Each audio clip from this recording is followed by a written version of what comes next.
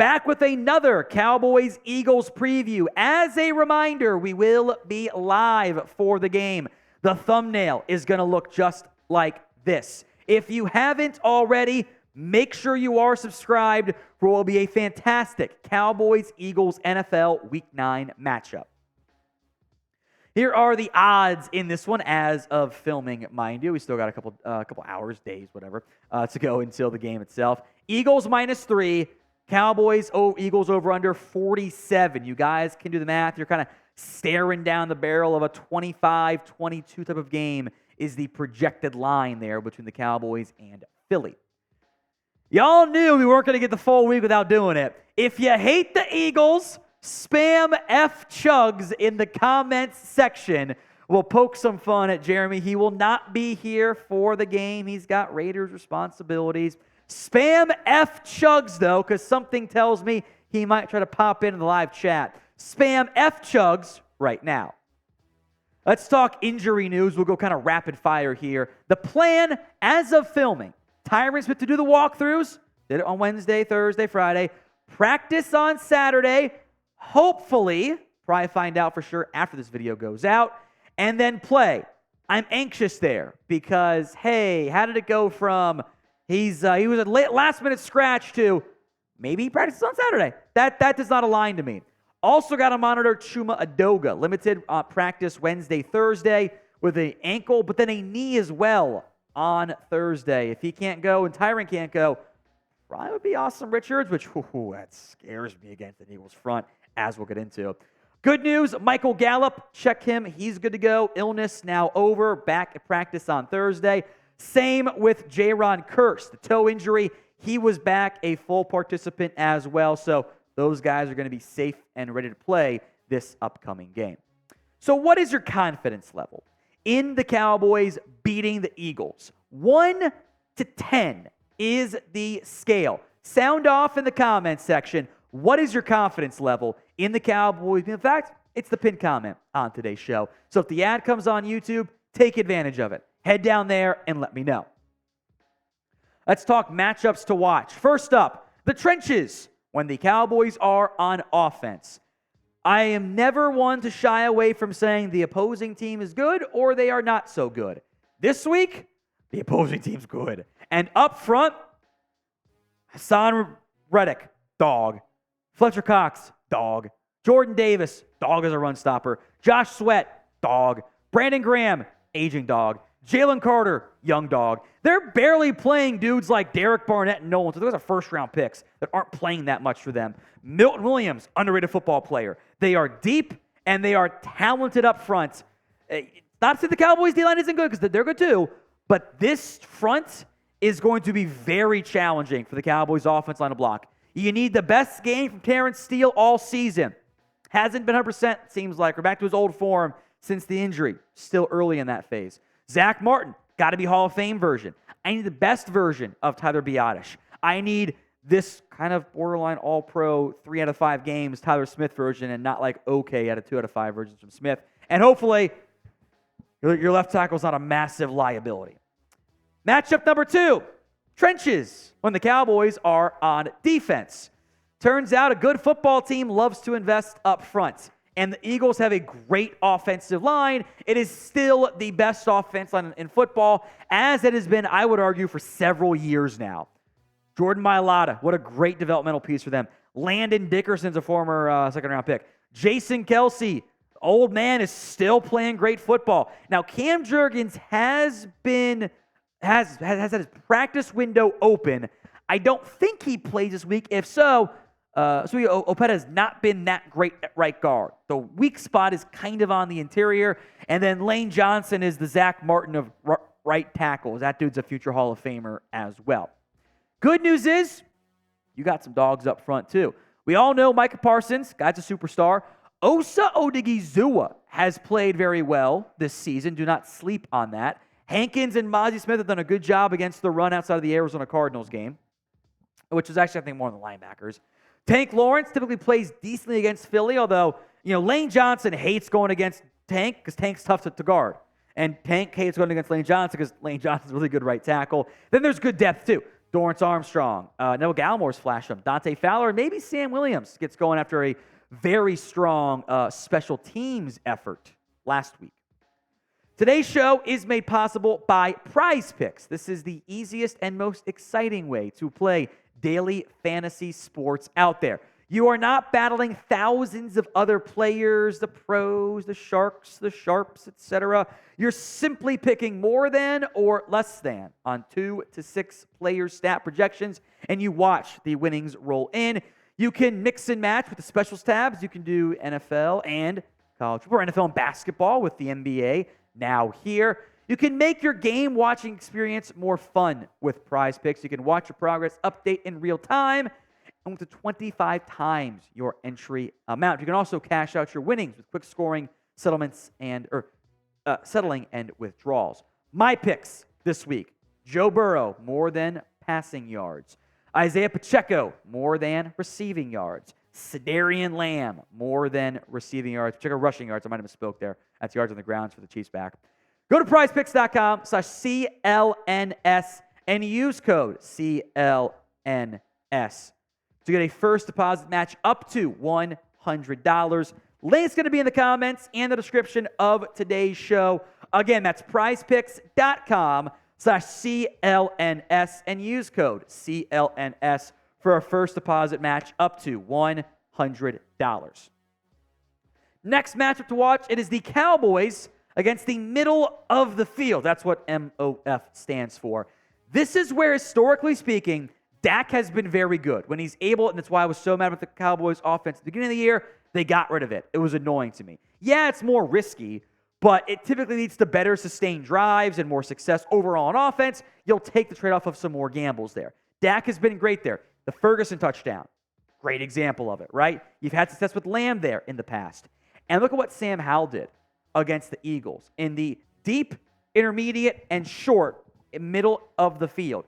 15 of 21 for 182 yards, 2 touchdowns, did have an INT. That is important to consider, but you're talking about 8.6 yards per attempt, an elite number, and 71.4% completion percentage. And Dak's better than Sam Howell. Middle of the field is where Dak thrives. Those linebackers, the nickel corner, we'll get to that in a little bit, and the safeties, minus Kevin Byard, are not dynamic pieces. Not terrible, awful, terrible, no good guys, but they're beatable. Attack the middle if you're Mike and Dak. Number 4, Cowboys versus the nickel corner. Now, that's probably going to be a combination of Sidney Brown and Eli Ricks. Now, historically, the Cowboys have put Lamb in the slot. Against the Rams, they got a little bit more creative. The snap counts, 28 in the slot, but 25 out wide. And if you go full screen here to the route chart for CeeDee Lamb, this stands out. It's not all in the slot. There's stuff on the inside. There's stuff on the outside. There's some sideline to sideline stuff. There's in the field. It was a much more diverse route tree. And look at those 3 plays on the left side, the touchdowns. You're getting one-on-one matchups over there. And by putting CeeDee Lamb on the outside and making him kind of the X receiver in place of Gallup, it also opens up more of your offense overall. And it also allows you to try some Brandon Cooks in the slot. And now all of a sudden it's Brandon Cooks against Eli Ricks or Sidney Brown. Or you could put your other fast player, Kevontae Turpin, in the slot for some packages. So it allows you some more creativity. And Darius Slay, Bradbury have both been up and down at points this year. Some not great play mixed in there as well. I would like to see the Cowboys continue to mix and match where they place them. I think it's a good thing for the Cowboys. Who do you believe now has the better roster overall? Be honest with me. C for the Cowboys, E for the Eagles. Number 5, the third down offense. So this is kind of true for both quarterbacks. Actually, that's why I put it on here. Third down, again, it's expected points added, EPA per play. Takes out the defensive stuff of like, the defense works easy for you. No. Third downs, how successful are you at doing things that lead to points on drives or would in theory lead to points? 50-yard play, huge EPA per play because now you're not the one or whatever, right? Dak Prescott is dealing on third downs. And frankly, an unsustainable rate, what he's done so far this year. 0.48 EPA per play. He's getting almost a half point every time a third down happens. It's unbelievable numbers. Mahomes is doing great. All these guys are doing great. Hurts at 0.25 is an awesome number. It's barely half of what Dak has done. That's probably unsustainable. What you want to do is get into fewer third downs. Also want to use this stat and this graphic from my guy Chase Sr. over at Eagles Now here at Chat Sports. Hurts when tied or trailing has been very good this year. 13 TDs, 0 interceptions, 72.7%, but also has been bad when leading. Great when tied or trailing, bad when leading. And that includes the Jets game. Includes the fumble against Patriots that almost cost them. So he's had some mistakes this year. I think that's probably more noise on a little bit on both sides, and it'll kind of come back down to the middle. But he has made more mistakes this year than what we saw previously. So pick a quarterback. DP for Dak Prescott, JH for Jalen Hurts. Go vote right now. All right, players to watch. I'm going to again use Pollard as the ground game because the ground game got to be better. Hasn't been good enough this year. I don't really blame Pollard. I'm more inclined to blame the run blocking, and that's why his average has gone down by a full yard already compared to most of his obvious stuff from that perspective, from his previous years. That's sort of the one year he didn't actually play all that much. 4 yards carry, it's just not good enough. And by the way, it's not because they're low in the box or whatever. The boxes are very light. In fact, NFL in general, using more light boxes than ever, and ground games can't adjust because defenses have the advantage here. Number 4 is Jake Ferguson. I'm kind of feeling a big game for Fergie this week. Called the touchdown last week against the Rams. I'm feeling a good chance getting here. The linebacking core, safeties, Byard's really good. Not great beyond that for Philadelphia. By the way, since the fourth quarter, I believe it was the fourth quarter of the Cardinals game, Prescott and Ferguson are 15 of 15 targeting on the connection there. It's been really good. I think that the trust and chemistry is growing between Ferguson and Prescott. And the seam shot, keep doing with Fergie, not with Schoonmaker or whoever else you want to try to make it happen with. Pick the score for me of Cowboys against the Eagles. Sound off with your predictions right now. Number 3 is Deron Bland. Tougher matchup. Not that Cooper Kupp and Puka Nacua aren't great. Now you got A.J. Brown and Devonta Smith. Can we put in perspective how stupid good Deron Bland has been this year? He's got 4 interceptions this year, 3 pick sixes. He is the third NFL player ever to have 3 pick sixes in his team's first 7 games since Darren Sharper and Derek Brooks. He has the most INTs since 2022 when he was a backup to begin the year. He's got 9, by the way. He has 3x the touchdowns than the entire Giants wide receiving core combined does.